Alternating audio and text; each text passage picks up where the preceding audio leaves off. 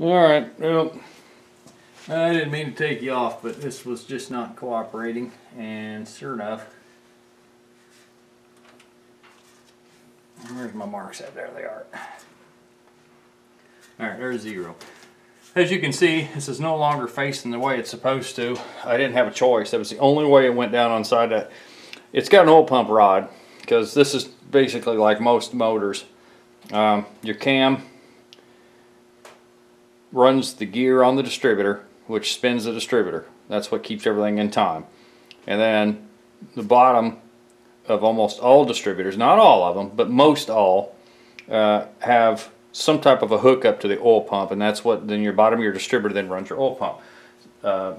Small big block Chevys that way. The Ford 2.3, I don't remember if that runs, it's got an extra gear on it that runs a whole mess of stuff. I don't remember if the oil pump's running on it or not. Anyway, this one was set up that way, so it had a kind of a hex, and it was actually like a five-way, maybe 6 flat. It doesn't make any difference. I think that's what wasn't lining up, so I had to pull the cap, and I messed around and kept moving it around until finally, and when I found an open hole for it to fall down in, I was happy. I dropped the keeper and the bolt. I picked that up, cleaned it up, put it on. So I can still turn this, but it's not going to come out. So it's actually pretty decent shape. All right, so now I've got to make sure I have enough room that I can retard and adjust the timing because of how bad this thing is off. Okay, I never finished my story of why or how many things are wrong with this and why I'm kind of doing this. Now I can see why. I didn't ever check to see how much slack was in the timing chain, so that's my own, that's my own doing. And obviously I'm not doing that because that's the quickest way to have something not ready to go. I have no idea where this is supposed to be. The wire doesn't look like it's that long. Maybe I had a look. There's one way it'll go. And that's it. Well, I don't remember being that close to the vacuum advance, but I guess it was. Okay, anyway.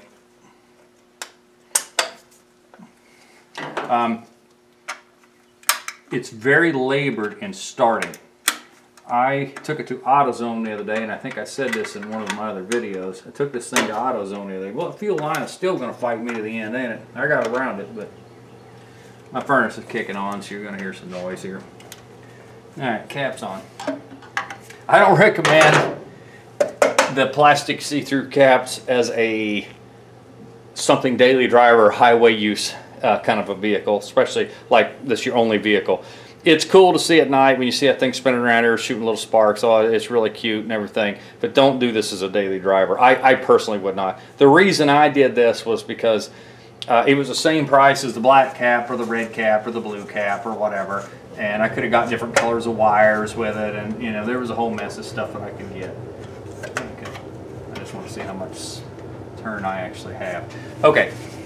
If you get too far out, like the 8s have more spaces, you can actually get away with a little bit more. Like it spins clockwise, so advancing it would be turning it backwards, because the more you turn it backwards, the quicker it's going to advance. So if you're doing it and you get to this point where this thing is going to hit my dipstick, now I can pull the dipstick and go past it, but it could be too far out of time.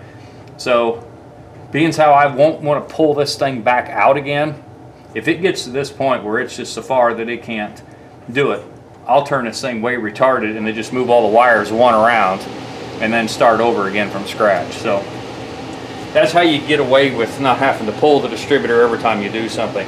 It's not the perfect way. There's a lot of people this is supposed to be #1 and that's where it's always should be. Well, maybe so. And it would be great if that's how it happened. But in this case, it didn't happen that way. So anyway, I'm not worried about it. Okay, anyway, this thing is very labored starting. Don't know why, except that it was too fat on time. The warmer it got, the harder it was to start. And that last trip to AutoZone, which was about a week or so back, I didn't know if it was going to start back up and get me home. I thought I was going to have to wait for it to cool off. So, with this thing having a slight coolant leak, yes, I could tear it all back apart again and try to figure out why it's, I don't know if there's something wrong with the housing or whether, I don't know what's happened, but it does have a bit of a coolant leak. So, I could take everything back apart and try. It looks like it's from the thermostat housing. I've replaced it twice and it's still leaking. So something could be wrong with the actual housing. Yes, I could go get another housing. But I'm not going to. Okay, so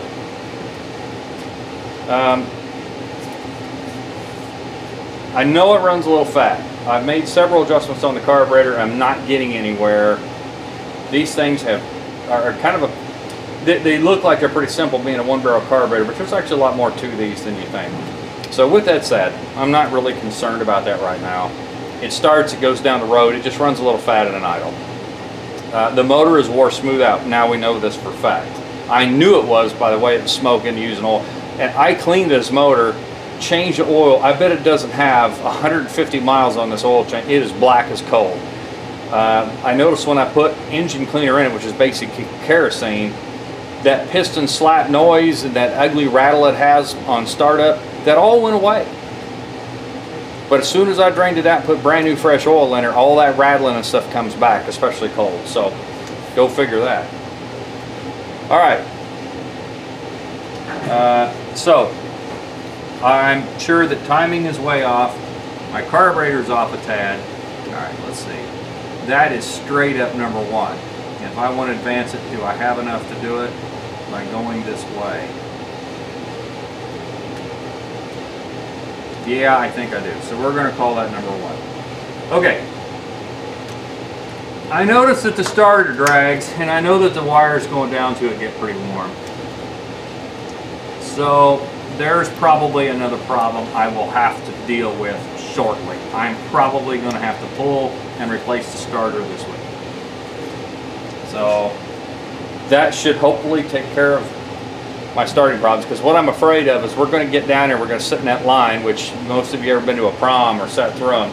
You start, stop, everybody gets out of the car that's up there in the front and they stop and take pictures and they mess around and mess around. Meanwhile, the guy that's 20 cars back is sitting there idling or burning his car up, one or the other, whatever you want to say. All right, number 5 is second. So anyway, what I want to be able to do is if I need to, if I see this thing starting to get warm, I want to be able to shut it off. So that is my plan, is I want to be able to shut this thing off and make sure that it's going to refire hot, because I don't want to have to push this thing from car to car. Although the big kid who's getting in it, I'm driving it. Like I said, he can't drive a stick and I'm driving it. They wanted to use the little car so bad I didn't finish that part of it. Man, I jump around too much. Let's see, 153 is next, so we'll go with another shorter one.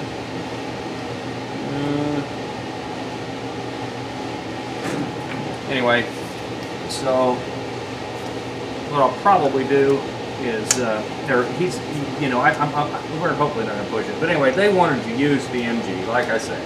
He can't drive a stick. He said he's drove one once before. And 153.6 is next. But he was not comfortable enough to drive my car, and I wasn't comfortable enough to let him have it.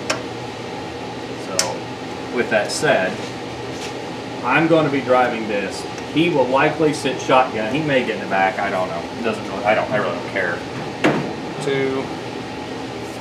So this will be the shortest one. Hopefully this will reach. Number 4 is going to be my ugly one. But anyway, so what they wanted to do was, well, can you drive and he sits down and then the girl sits on his lap? Negative. It's a 2-person car at best, and I mean at best. There's no way you're going to get extra people in this car. 3 will not do it. So with that said, obviously we talked about this one. I said, look, I'll clean this car up and we'll use this one. And they were pretty, oh yeah, that sounds good. So we decided to use the Mustang. I also told them that I thought that the wheels off my MG, wheels and tires, would fit on this, which I thought, man, that would be good to test my 60-mile run, fuel mileage with, so I don't have to buy 13-inch tires. And boy, I was all happy about this and how it was going to work. No, that's not what happened. They're not the same. Even though they're both 4-lug, they're not the same. So needless to say, that did not work out. So we're just going to deal with these old hubcaps. I've looked up aftermarket wheels, and yes, they make aftermarket wheels, 14 inch. You could even go with a 15 inch if you so chose. But the amount of money it would cost for me to buy these 4-lug wheels and brand new tires and put it all together, and then what, drive it 200 miles and then start doing the 5-lug conversion, then now I've got $1,000 in wheels, tires, and cap. You know, it's not only center cap, but lug bolts. I got all this into this, and they're for only a select few cars that they'll fit. So to me, that was not, that really isn't an option. I would rather spend $1,000 on 15-inch 5-lug stuff and have them set here ready to go when I do the 5-lug stuff. So that's probably the deal. Okay, distributor's in, the wire's back on from the distributor back to the coil or the cap, and like most GMs, this thing has tack for this side and battery on this side. So there's actually 2 prongs sticking up there. It's the same as an HEI distributor, so I keep calling it HEI. I know people watching Ford stuff usually is into Ford. You may not like to see this, but this is a really inexpensive, quick way to make power, fuel mileage, and starting ability and reliability. I mean, it's an instant, usually anyway. Now, this is probably a Chinese part. Oh, it's billet, it's this, it's that. Well, yeah, I know how that stuff works. And the reason I went with this is because it's only going to get me 200-300 miles. That's really all it has to do. This car is not going to be a road car with this motor in it. It is just that wore out. It's fine to get in, drive to AutoZone, go over and eat at a Mexican restaurant or whatever, then come back home. That's fine for that kind of stuff. It's fine for a 5-mile drive, 10-mile drive maybe, but it's never going to be good for highway use. So I'm going to now get inside and find that hot wire so I can get it run, and then hook the tack all back up. You really don't need to see all that. Most of the tack stuff is really easy and understandable. The instructions, it's a 4-wire setup. These make it real simple as far as the plug-in on the distributor. So anyway, I'll get back with you guys when we get a little bit further. But you could see the install. That was only from the time I shut the last recording off until I started this one. I had to go out and talk to my sister-in-law for a couple of minutes. I came back in and I pulled it back out. I pulled the cap off. Took maybe 30 seconds to pull the cap off. I pulled it back out, checked the bottom of it with the new distributor, or the old distributor, make sure that the bottom was the same and the distance was the same on the cam. So I knew I was getting into the cam because you could see I was moving the distributor, but the actual the rotor wasn't turning. So I knew that the cam was lined up. It was the bottom, that oil pump rod that wasn't. So I wanted to make sure my length is. I should have checked it before I started. I re-lubed everything again with that lithium, and then I just turned it maybe 3 clicks and it fell down inside, and then I crawled on the ground, picked up that part, cleaned it, put it in. I bet you I wasn't off camera 5 minutes. So it really only took that much time to put that in. So had I not had the camera on, I would have had it in within just a few seconds. But I didn't want to bore you guys while I try to figure it out in case it fought me a little bit more. So that was really all you missed, I promise. I didn't have to beat on it with a hammer. I didn't have to get in brass after, I didn't have to do any of that stuff. I just finally lined that up and it fell in the hole. So just keep that in mind. A lot of the stuff, the GM's is kind of a, it's 180. It uses a, you know what, I probably got a distributor laying here I could pull out and show you, but I'm not going to. They're mostly at the shop. They literally have a single pin at the bottom of the gear on the distributor, and this actually used a hex. Well, it's not really a hex head. Let me see if I can show you on the old distributor if I can get this cleaned up where you can actually see it. Yeah, I'm just spraying it clear. What is that? It's a 1, 2. It's a 6-sided. So that's really all it was, is a 6-sided keyway. But it had to, this had to line up at the same time this was lined up, because that shaft down the bottom is not going to turn. But this thing turns. Then the cam's not going to turn. So however this gear lines up, this gear turns, and that has to turn with it. Now you would think when I pulled that out, it would all line right back up again. Well, that's not how it works all the time. So anyway, I know I'm kind of boring you, but I'll get off here, and the next time you see this, I'll have the wires run, And I'm going to show you a couple other things we're going to do, and then we'll go from there. We'll kind of do a first startup on it. And it'll be a cold start too. It hasn't been started in over a week, week and a half. So, all right, I'm out of here.